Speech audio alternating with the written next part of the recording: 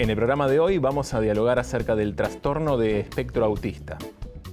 Para eso vamos a charlar con Francisco Astorino, médico especializado en neurología pediátrica y docente investigador de la Facultad de Ciencias Médicas de la Universidad Nacional del Litoral. Tengo que arrancar por lo más básico. ¿Qué es el autismo? El autismo hoy día tiene una definición cuasi dual. Hay quienes lo consideran un trastorno, otros con una tendencia más neurodiversa dicen que es una condición que en general está representada por 2 o 3 compromisos. Uno es la comunicación, la interacción social y los intereses muy restringidos y estereotipados en determinados temas.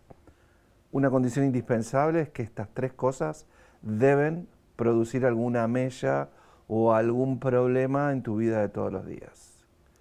Por eso se va entre esto de trastorno, porque genera muchas dificultades, pero hay un grupo de activistas dentro del autismo que lo consideran una forma distinta de ver el mundo, a lo que llaman neurodiverso. Entonces ahí hay una nueva discusión acerca de esta definición. Imagino, hay una diferencia entre trastorno y condición y eso a su vez debe implicar diferentes caminos a tomar para su abordaje, diagnóstico, tratamiento. En general, el camino es uno solo, porque esto en general provoca un problema, que puede ser pequeñito o puede ser muy grande.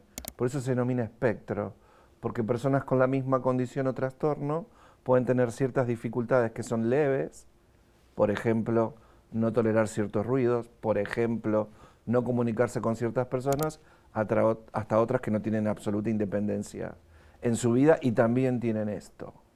Entonces, el camino a diagnosticar es único, o está estructurado y ya está estudiado. Quizás la forma de colaborar en cómo vos puedas sobrellevar esta condición o trastorno sí tenga una visión u obliga a tener una visión distinta o un poco más abierta. Hablabas del diagnóstico, eso me imagino que, recapitulo, yo hace algunos años no se hablaba tanto de autismo, de espectro autista, es algo que empezó a sonar. ¿Qué cambió? O sea, ¿cómo se llega al diagnóstico del trastorno o condición? Primero, antes de hablar de diagnóstico, tenemos que hablar de desarrollo psicomotor o desarrollo en general. Las personas, para poder llegar a hacer lo que hacemos nosotros dos, deben aprender a caminar, a trepar, a hablar, a intercambiar opiniones, a resolver problemas y hasta intercambiar socialmente con otros. Eso tempranamente en un niño tiene digamos, como un programa, como una computadora, que suele seguir ciertos lineamientos. Cuando ese programa tiene un desvío, y ese desvío se organiza alrededor de la comunicación y la interacción con otros, con la socialización, y se observan ciertos intereses que siempre van por el mismo lugar, uno tiene que sospechar en esto. Pero el punto de partida es sospechar en algún trastorno en el desarrollo de los niños pequeños. ¿Sí? Esa es la tendencia. Primero ir por vigilar el desarrollo normal de un niño, y si alguna cosa no está andando bien, poder pensar que eso en algún momento pudiera corresponder a este trastorno. ¿En qué rango de edades estamos hablando cuando decimos un niño pequeño? Niños pequeños, nosotros tenemos métodos para poder sospecharlo y diagnosticarlo desde los 18 meses o antes. O sea que estamos hablando que incluso antes de la escolaridad o al principio de la escolaridad en aquellas... Totalmente. La tendencia hoy día en el mundo es acceder al diagnóstico lo antes posible. Cosa que con las diferencias sociales y las diferencias abismales en cuanto a las economías y a las regiones y demás, no es tan factible. No es tan factible. No me quiero desviar, pero no puedo evitar pensar, ¿está el sistema, por un lado, educativo, preparado para hacer esa observación? No digamos diagnóstico, pero sí observación. En general, la observación inicial queda a cuenta y cargo de los más cercanos, que son tu papá, tu mamá, tu personaje de crianza. A la consulta en lo personal generalmente vienen mamá y papá, porque con esto de las redes, las cosas que circulan, la información que circula, ellos dicen, mi hijo o mi hija no hace tal cosa, o sí hace tal cosa y dejó de hacer otras, o tengo varios hijos y mis hijos mayores hacen ciertas cosas que él o ella no hacen, o mis hijos menores tienen un nivel de funcionamiento que él con tal edad no lo tiene.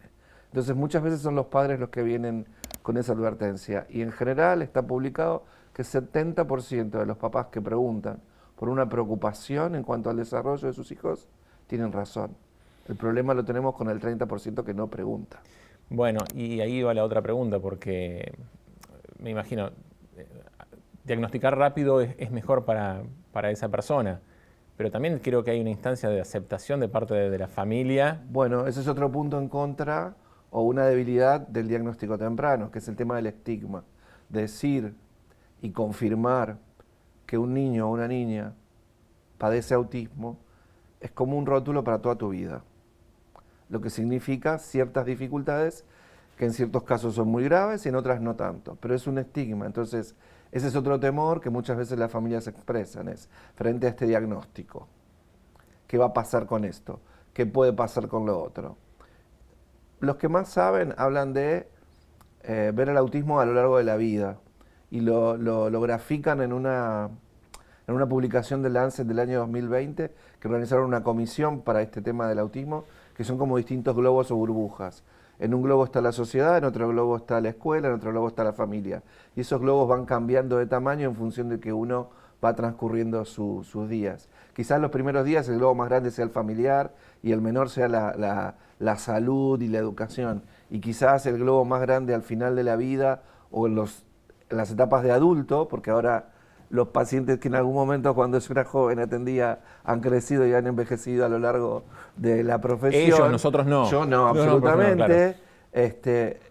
Generan otros lugares u otros espacios que deben atender a sus necesidades. Entonces, ese es otro tema que hoy está en charla. Autismo a lo largo de la vida. ¿Qué necesito a los 4 o 5 años?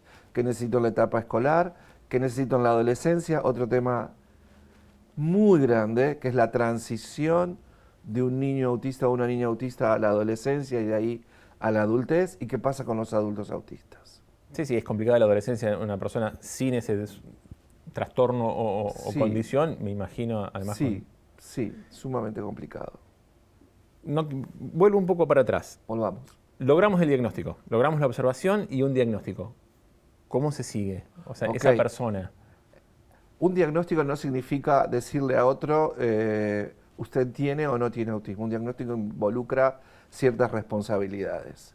Primero, es un individuo que funciona en la sociedad de una manera peculiar, si lo queremos decir para los más neurodiversos, de una manera que tiene algún trastorno para circular por los lugares convencionales para los que creemos que esto provoca dificultades. Las dos son válidas. No únicamente me merezco que me digan que soy o no soy autista o que tengo la condición, sino que también tienen que evaluarme mis condiciones funcionales. Porque autismo es un síndrome, no es una enfermedad. Y hay tantos colores de autistas como el arco iris tenga sus colores y contrastes. Y lo otro es que yo puedo funcionar muy bien, a lo mejor intelectualmente, pero conductualmente no. Puedo funcionar muy bien intelectualmente y lingüísticamente no, y mi comunicación no sea la mejor. O mis intereses conductuales puedan ser tan exagerados y tan estereotipados que me provocan distanciamiento del resto de la gente. Entonces, uno cuando hace un diagnóstico no hace solamente un diagnóstico de la condición, sino un diagnóstico funcional. Cómo funciona intelectualmente esa persona, cómo se comunica esa persona, su nivel lingüístico y su rango de intereses y sus conductas adaptativas. Entonces, el diagnóstico involucra varias herramientas, no únicamente las estandarizadas para decir usted tiene o no tiene autismo. El rótulo. Tal cual. De acuerdo, logramos esa evaluación integral. Sí. ¿Cómo sigue la vida de esa persona? ¿Cómo sigue la vida de ese entorno? Pensando en un diagnóstico temprano, en el diagnóstico de un niño o niña de los primeros tiempos lo que se intenta es que quienes están 24/7 sean los que se preparen un poco más. 24/7 son tus cuidadores, tu mamá, tu papá, tu abuela, tu hermano mayor. Entonces hay algunas tendencias que involucran a la familia en cuanto a darles herramientas para el tratamiento. ¿Por qué? Porque ir a un terapeuta tiene un costo y tiene un límite horario. Y el terapeuta también tiene sus límites horarios y tiene sus otros pacientes. Entonces no siempre la carga de terapia va a suplir la carga de la atención que te puedan dar en tu lugar de cuidado. Segundo punto es el lugar de concurrencia más frecuente, que en un niño pequeño suele ser una guardería, un jardín maternal, quizás tempranamente tu introducción a la escuela como institución educativa de educación formal, que genera un desafío gigante. ¿Por qué? Porque no necesariamente el sistema está tan Bueno, abierto y tan acolchado para recibir todos estos desafíos. conozco de primera mano porque tengo familia que fue docente, que en muchos casos esa detección fue en el jardín de infantes, en jardín maternal, y que los padres al principio negaron esa condición, prefirieron no verla o buscaron otros diagnósticos posibles, hasta que finalmente dieron con esta evaluación integral y que tuvieron que asumir una serie de terapias complementarias para incentivar el desarrollo de distintas áreas de ese caso en particular. No digo que esto sea... Preguntaba, ¿está el sistema educativo? Vos decías que no tiene suficiente colchón, pero digo, ¿hay alguna política, sin mencionar nacional, provincia, sin meternos en política? No, no, hablemos de derechos establecidos. En la Declaración de Derechos del Niño y de la Niña, que es universal, están establecidos y hablan de las personas con alguna de estas limitaciones. Hay una ley nacional, que es la 26206, que es la Ley Nacional de Educación. En alguno de sus capítulos, y no soy abogado, sino que soy médico y los tuve que estudiar, creo que son el 25 o el 24, hablan acerca de cómo uno debería establecer los lineamientos de lo que se llama PPI, que no es ninguna sigla rara, sino que es un plan para la inclusión o plan educativo para la inclusión. Eso involucra una mesa de 4 esquinas: la escuela común, la escuela especial, el grupo externo, o sea, el grupo que esté a cargo de las labores de rehabilitación, y los padres del paciente. Y en algún caso, si nuestro niño o niña tiene más de 15 o 16 años, hasta él puede sentarse en esa mesa de 4 y ponerse en un quinto lugar y decidir si lo que quiere estudiar o hacer. Muy difícil de entender, muy difícil de deglutir y muy difícil de llevar a la práctica. Hay ciertas posiciones tomadas en virtud de costumbres o de usos o de funcionamiento educativo que hacen que este diálogo de 4 o de 5 prácticamente no sea posible. De hecho, hay fundaciones que se dedican a darte información acerca de cómo esto se debe construir. Y nos topamos, y digo, me topo a diario con esta pared de solicitudes del lado formal a donde un niño asiste, que puede ser la escuela, versus mis solicitudes desde el punto de vista médico de cómo organizar la cosa, y tenemos unos enfrentamientos bastante interesantes, por no decir otra cosa. ¿Inclusión o educación especial? La tendencia hoy en el mundo es inclusión. El tema es cómo incluyo al que debo incluir, y ahí está la clave que deberíamos integrar dentro de esto que se llama plan para una inclusión. Doy un ejemplo básico para que se entienda. Si después de las evaluaciones que el grupo externo hizo de ese niño decide que él está en un nivel silábico de lectura, ¿cómo hago yo para incluir ese niño en la escuela si la señorita de primer grado quiere que él lea con un método determinado de lectura cuando él solo está haciendo lectura silábica? Hay 2 puntos que se encuentran y no tienen nada en común. Y lo mismo haría la escuela especial, que dice usen un tercer método.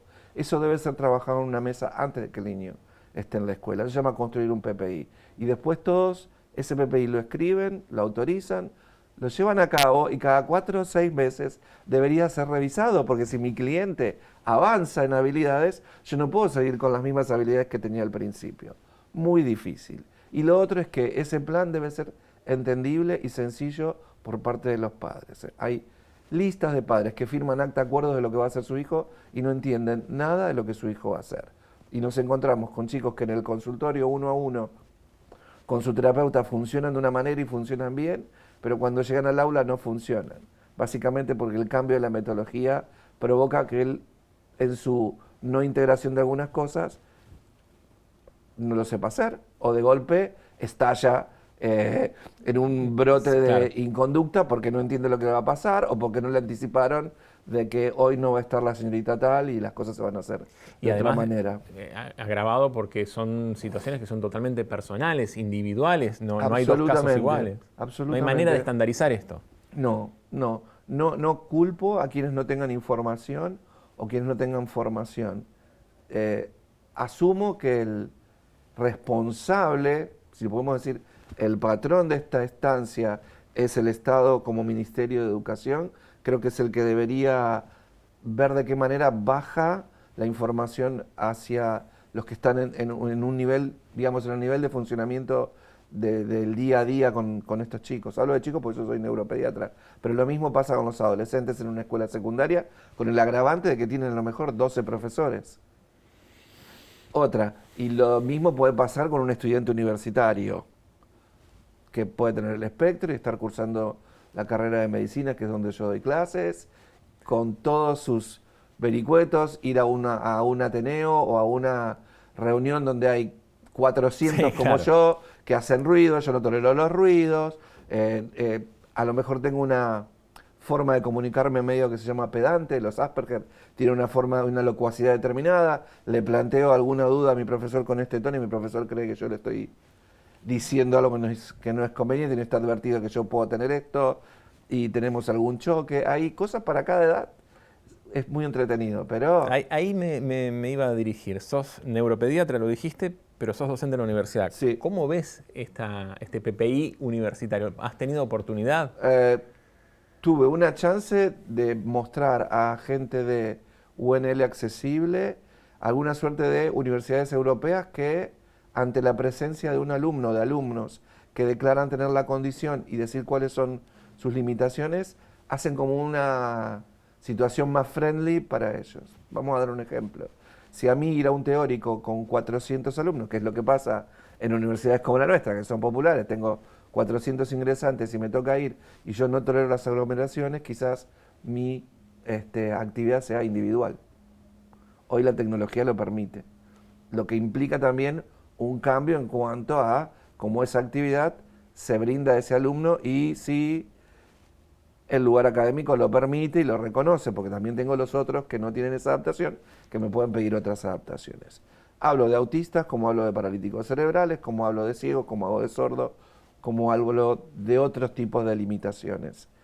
Hay universidades que se dedican a eso y que le dan a sus alumnos que tienen esta condición alguna suerte de trato, no sé si diferencial, pero más amigable a su transcurrir por la universidad.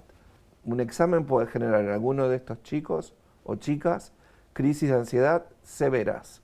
Los autistas tienen en su mayoría comorbilidades y en los adultos quizás las comorbilidades sean mucho más fuertes y mucho más marcadas que el autismo mismo. Entonces hay muchas mujeres que son ansiosas o con tendencia a la depresión o con trastornos obsesivos y compulsivos, que sí son autistas, pero quizás en esa situación académica, en esa situación de desafío de examen, por ejemplo, Prima. prima la comorbilidad. Entonces hay casos graves de descompensaciones, principalmente por esto, por las comorbilidades.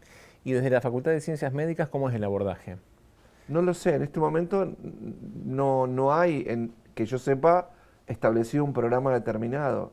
Sería interesante a lo mejor llegar a hacer algo o a intentar algo. Yo por lo pronto hasta ahora Yo lo te que tiro la hice, idea, ¿eh? yo hasta ahora lo que hice fue un estudio de prevalencia con un grupo de gente gigante.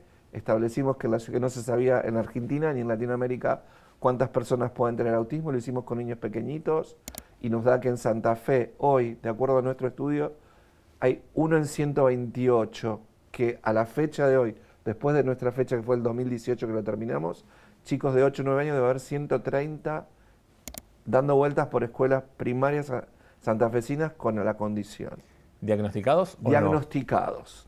Este es un estudio de prevalencia. Los estudios de prevalencia se toman niños normales en proporción a la población santafesina porque fue local, se toman niños que tuvieron algún riesgo en el desarrollo y esos pasaron por un screening y de ese screening fueron evaluados para ver si tenían autismo. Y con ese resultado final, los bioestadísticos, que son los sabios de la matemática, hicieron nuestros cálculos. Lo hicimos por esa vía. Y ese es el cálculo aproximado. Es el cálculo de Estados Unidos, es el cálculo de Inglaterra, es el cálculo de España, así que no estamos tan distintos. Bien. Entonces, imaginar que esos niños crecen, eso es lo más importante. Hemos hablado de la diferencia entre trastorno y condición, me has contado cuándo aparecen estas primeras formas de detección. Hemos hablado desde el principio hasta ¿cómo sigue esto? Digo, ¿cómo sigue? Esto es toda la vida. Esto no es una enfermedad, esto es un síndrome. Hay en estudio muchísimas cosas. Por ejemplo, hoy día genética es uno de los estudios que está como avanzando porque están tratando de buscar esta respuesta biológica o molecular que pudiera explicar, porque hay ciertas enfermedades que tienen autismo. Y esas mismas enfermedades pueden tener pacientes que no tienen autismo. Entonces, el autismo está muy relacionado con tus familiares. Más de una vez hay un viejo adagio que dice la manzana no cae muy lejos del árbol. Entonces, nosotros siempre que miramos a un niño y creemos que tiene autismo, hacemos así con el costadito, porque muy probablemente en casa haya un hermano o una hermana, mamá, papá o algún familiar que algún rasgo, pero no necesariamente de autismo, sino de algún otro compromiso tenga. Entonces, también es algo que se está estudiando. La secuencia de cómo se sigue, yo creo que es primero empezar por la cuestión de funcionamiento familiar y general y social. Esto tiene muchas aristas. La cobertura por parte de las prestadoras de salud, porque esto es un problema de salud que afecta social y educación, suelen tener encuentros muy imbrincados por si son prestaciones de salud, o son prestaciones en rehabilitación, o son prestaciones educativas. Las nomenclaturas, los rótulos.